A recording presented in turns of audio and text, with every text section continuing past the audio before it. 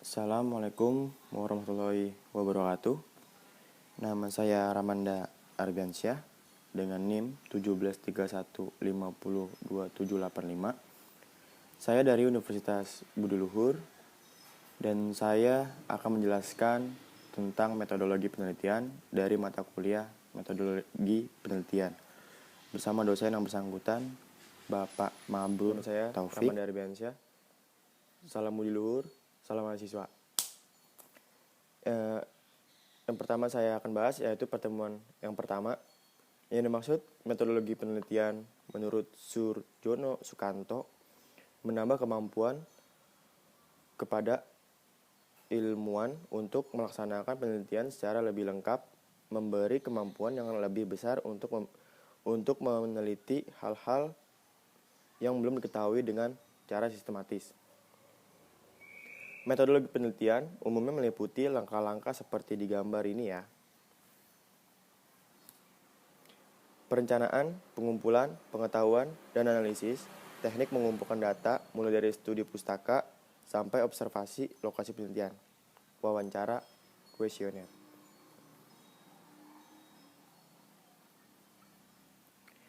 Dan saya akan membahas tentang pertemuan kedua. Karakteristik penelitian yang baik, yang pertama adalah jujur dan objektif. Yang kedua, terbuka. Yang ketiga, penelitian harus menggunakan pengukuran yang akurat. Dan yang keempat, harus melalui proses-proses yang sistematis. Tujuan penelitian yaitu penemuan, pembuktian, pembangunan, kegunaannya, memahami, memecahkan, mengantisipasi masalah. Pertemuan ketiga, pada dasarnya metode penelitian, cara ilmiah untuk mendapatkan informasi dan tujuan dengan kegunaan tertentu. Jenis penelitian ada di gambar berikut. Karakteristik penelitian yang baik mencakup yang pertama adalah jujur dan objektif. Sebuah penelitian harus memiliki sifat jujur dan berobjektif. Karena sifat kejujuran tidak hanya untuk penelitian, tetapi untuk kehidupan sehari-hari. Yang kedua, harus terbuka. Yang maksudnya terbuka, kita harus transparan. Yang namanya transparan bisa dilihat banyak orang dan tidak ada yang ditutup-tutupi. Yang ketiga yaitu penelitian harus menggunakan pengukuran yang akurat. Mengapa demikian?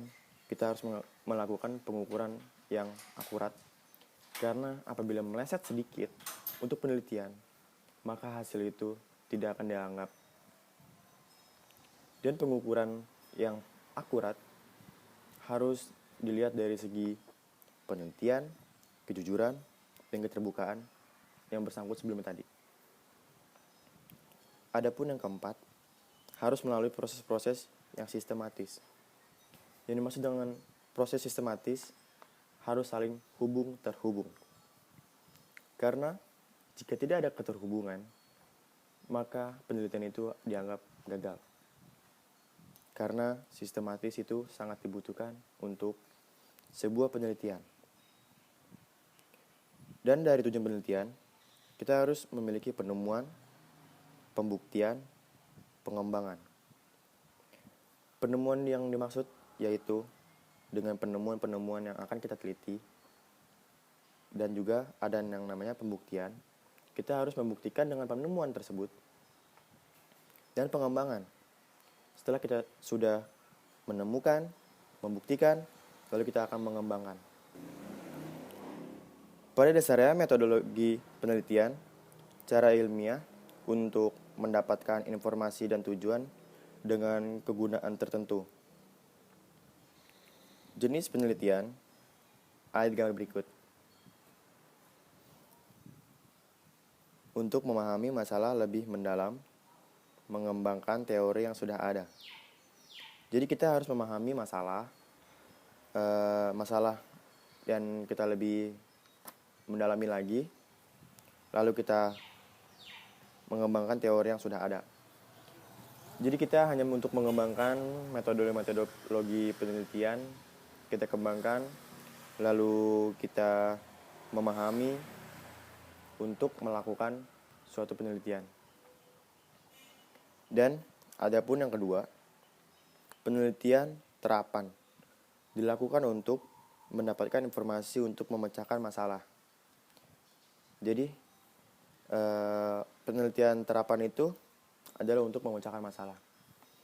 Yang dimaksud dengan memecahkan masalah, sebuah penelitian itu pasti banyak masalah, dan tidak mungkin kalau tidak ada masalah kita akan meneliti.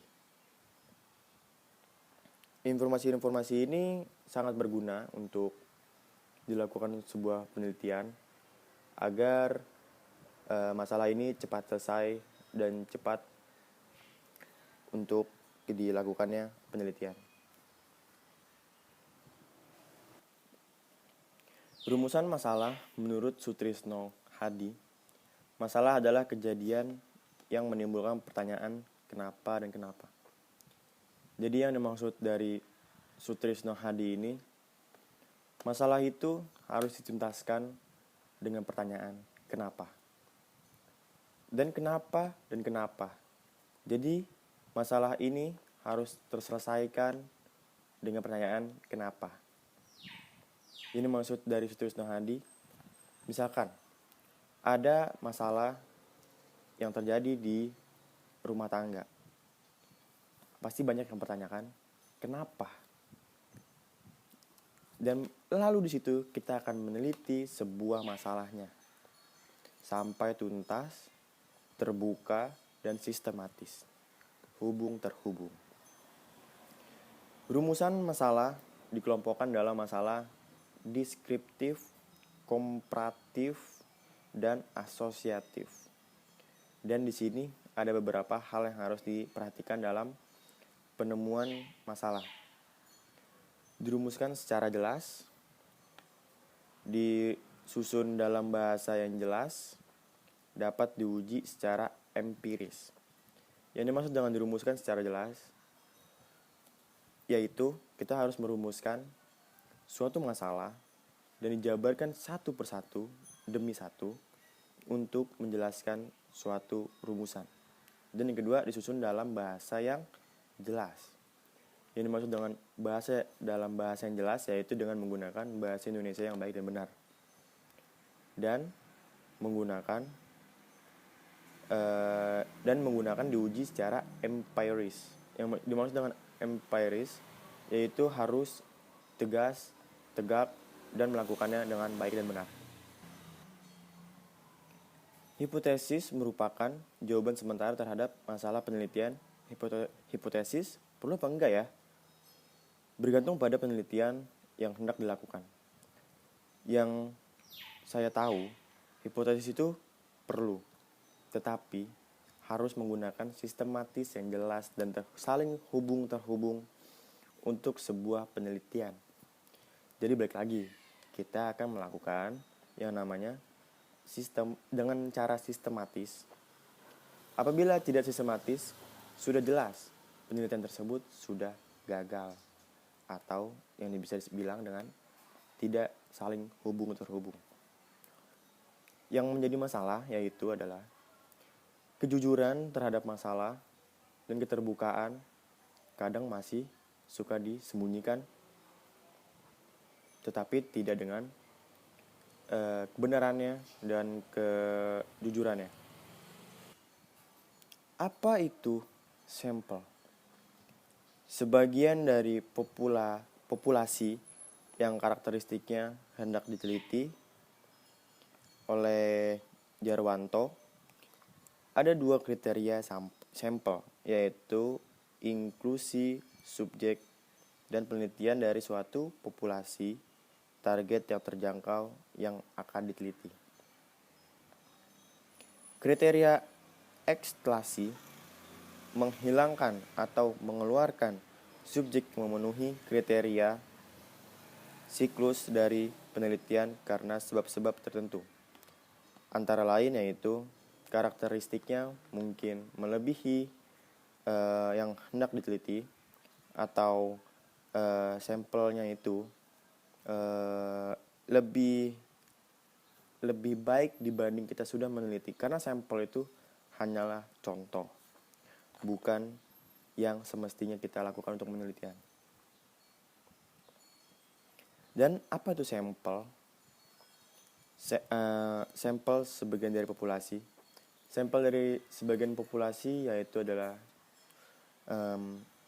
contoh yang harus kita teliti dalam populasi yang karakteristiknya infusi subjek penelitian dari suatu populasi. Target yang terjangkau yang akan diteliti. Dan subjek yang sudah kita penuhi yaitu kriteria dan juga siklus dari penelitian. Ada sebab-sebabnya yang saling bersangkutan. Populasi target yang terjangkau, yang dapat kita jangkau, yang sudah terlaksanakan.